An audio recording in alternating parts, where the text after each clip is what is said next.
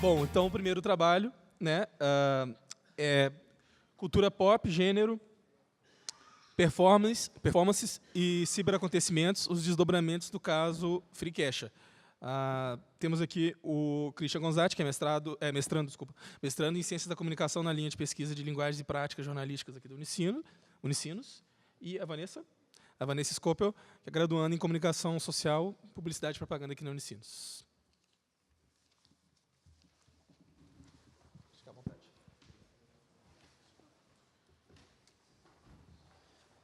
O Richard falou que não gosta de microfone, né? Eu adoro.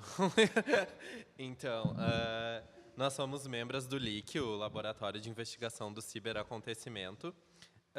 Infelizmente, o Ronaldo, o líder do clã, e o Felipe, eles não puderam estar presentes. Então, essa pesquisa ela faz parte do projeto Produção de Acontecimentos em Redes Digitais, Ciberacontecimento, Gênero e Homofobia, que tem como foco analisar os desdobramentos de acontecimentos em redes digitais que movimentam sentidos em torno de questões de gênero e sexualidade. Aqui, então, a gente busca entender como celebridades da música pop, a partir do caso Free Kesha, potencializam performances, desencadeiam ciberacontecimentos e movimentam sentidos em torno de questões de gênero. Esse trabalho que a gente está apresentando, ele já teve um primeiro movimento apresentado na mostra de iniciação científica pela Vanessa, e agora ela vai contextualizar para vocês um pouco. Então, para quem não conhece, a Kesha é uma cantora pop norte-americana. E em 2014, ela foi internada numa clínica de reabilitação porque ela estava passando por distúrbios alimentares. Então, durante esse período que ela passou lá, a família dela acusou o Dr. Luke, que é o produtor e dono da gravadora, na verdade, do selo, a qual a Kesha tem um contrato, que pertence à Sony. Quando ela saiu de lá, em outubro de 2014 também, ela confirmou as acusações. E ainda abriu um processo para tentar se desvincular desse contrato que ela tem com a gravadora. Ela acusou, então, ele de assédio sexual, moral, emocional e físico, né? Acusou que ele acabou drogando ela e depois se aproveitando da situação e outras acusações. E aí, então, no dia 19 de fevereiro desse ano, foi julgado a primeira instância do processo em Nova York e ela perdeu. Então, a partir daí, os fãs da cantora fizeram essa campanha Free Kesha e a hashtag atingiu os trending topics mundiais no Twitter e o caso ganhou visibilidade. Então, algumas outras celebridades se inseriram também na campanha. Teve até acabou gerando até briga entre a Taylor Swift e a Demi Lovato, porque a Taylor fez uma doação, enquanto isso a Demi disse que ela não tinha que doar, tinha que se manifestar, prestar apoio, né, se posicionar e não apenas fazer uma doação. Então, até que a gente vai abordar essas questões da indústria musical. Todo esse caso ele está fortemente vinculado à cultura pop, né? Engloba celebridades e todo o poder mais perto, de afetação acontecimental que elas possuem. Faz refletir também sobre as imposições de retorno financeiro da música pop. A Juíza, por exemplo, ela coloca que a Kesha ela ainda poderia produzir música e disso ela decorre que ela estava bem, ignorando outros aspectos psicológicos e sociais do caso. Movimenta vozes e corpos através de redes de sociabilidade, seja através dos fãs ou de outras celebridades que passam a espalhar sentidos em sites e redes sociais através dos sensos de comunidade em torno da Kesha. Entre alguns dos pressupostos teóricos que nós usamos para pensar essas partes estão Tiago Soares e Adriana Amaral, para entender como as pessoas ressignificam as suas experiências a partir dos vínculos com a cultura pop. As questões de gênero também estão fortemente implicadas na força propulsora de sentidos em torno do caso. A Kesha ela aparece como uma vítima da violência de gênero e, a partir dos sites e redes sociais, então, desencadeia performances que trazem em si sentidos relacionados a questões sobre as quais os feminismos, né, porque não cabe falar em um feminismo no singular único, ele é plural, tanto no nível acadêmico quanto no nível ativista, vem se desdobrando. Ray O'Connell propõe, né, que pensamos as nossas vidas como vividas a partir do gênero. Então, nessa conjuntura, a violência de gênero contra as mulheres, assim como a violência de gênero, assim como a violência contra LGBTs, denota que determinadas vidas são passíveis de serem ceifadas por pessoas que se encontram em uma posição hierarquicamente construída como superior.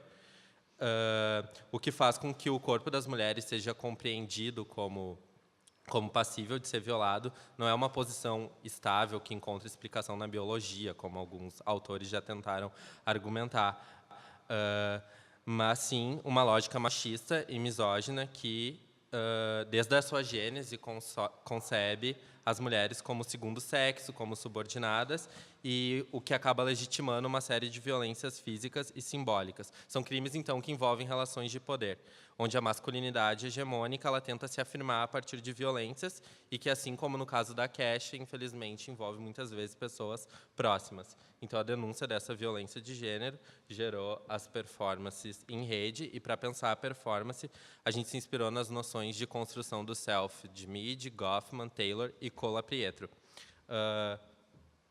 O self ele não é uma coisa dada, construída, com um kitzinho que já vem pronto com a gente ao nascer, mas ele é uma construção que surge da experiência e da vivência social. Nesse sentido, então, celebridades da música pop, celebridades, possuem uma construção do self fortemente vinculada a processos midiáticos. O self também ele é compreendido como signo.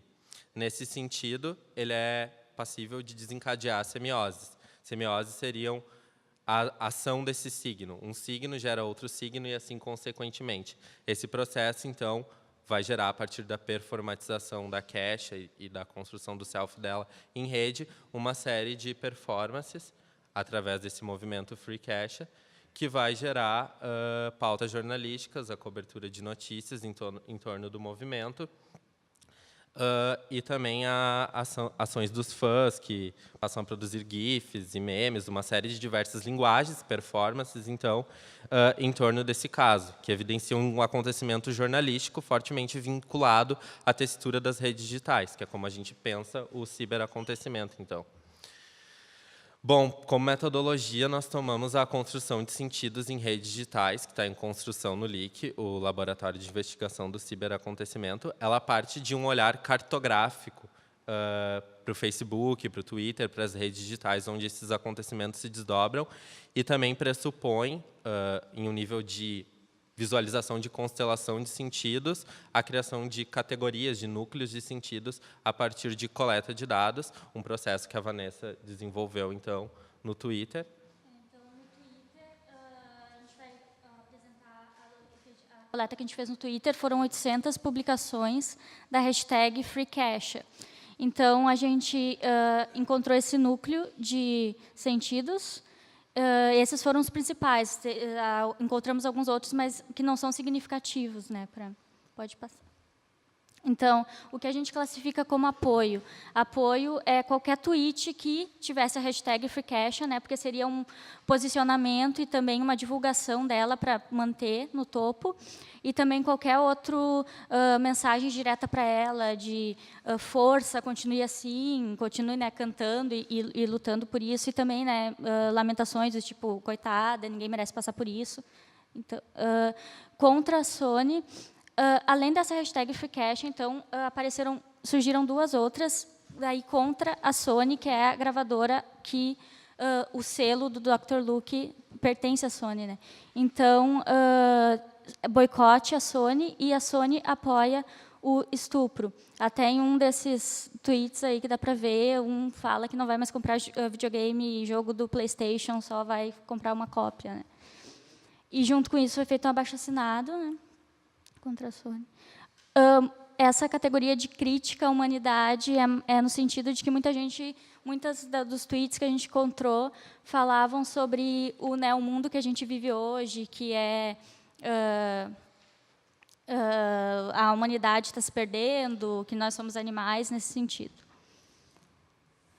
E a citação a outros artistas, existiu uma cobrança muito grande para que as outras cantoras se posicionassem, especialmente as que se dizem feministas. E houve essa coisa assim, será que vão falar? Porque muitas são produzidas por ele, muitas têm contrato, né, com a Sony. Então, algumas delas se manifestaram. Talvez que mais prestou apoio foi a Lady Gaga, né? Pode passar. E uma crítica também ao sistema judiciário americano, a juíza que fez a sentença. E muitos falando sobre a situação da mulher hoje, atualmente, né, como, e citando, né, se ela, que é famosa, passa por isso e perde um caso, imagina uma outra, né, uma mulher desconhecida. Né? Então, essa é a potência performatizadora que a gente entende em torno do caso, que a partir dessa hashtag, então, emergem sentidos em torno de questões de gênero. O ciberacontecimento, devido a essa movimentação, vai emergir, e devido a diversas semiosferas, que são grupos de signos entrando em disputas nessas redes digitais, o acontecimento, em sua singularidade, vai dando espaço a outros acontecimentos e semiosferas. Por fim, a Kesha ela volta para o Instagram, ela voltou a lançar músicas. Turnê, vai entrar em turnê. Vai entrar em turnê, mas o caso ele traz à tona semioses que se conectam a contextos históricos de dominação e opressão feminina, e permitiu que os fãs, então, performassem todo o apoio à Kesha em torno da celebridade que ela é, movimentando a discussão produtiva em torno de questões de gênero em redes digitais, criticando, por exemplo, a declaração da Justiça de que nem todo estupro é um crime motivado pelo gênero. Em um nível bem pessoal, né, fica o questionamento se a Kesha, que é uma celebridade que tem todo esse capital social relacional e visibilidade, está passível a passar por isso, o que dirá as outras mulheres que são atravessadas por outras condições de classe, enfim. E muito obrigado. Obrigado.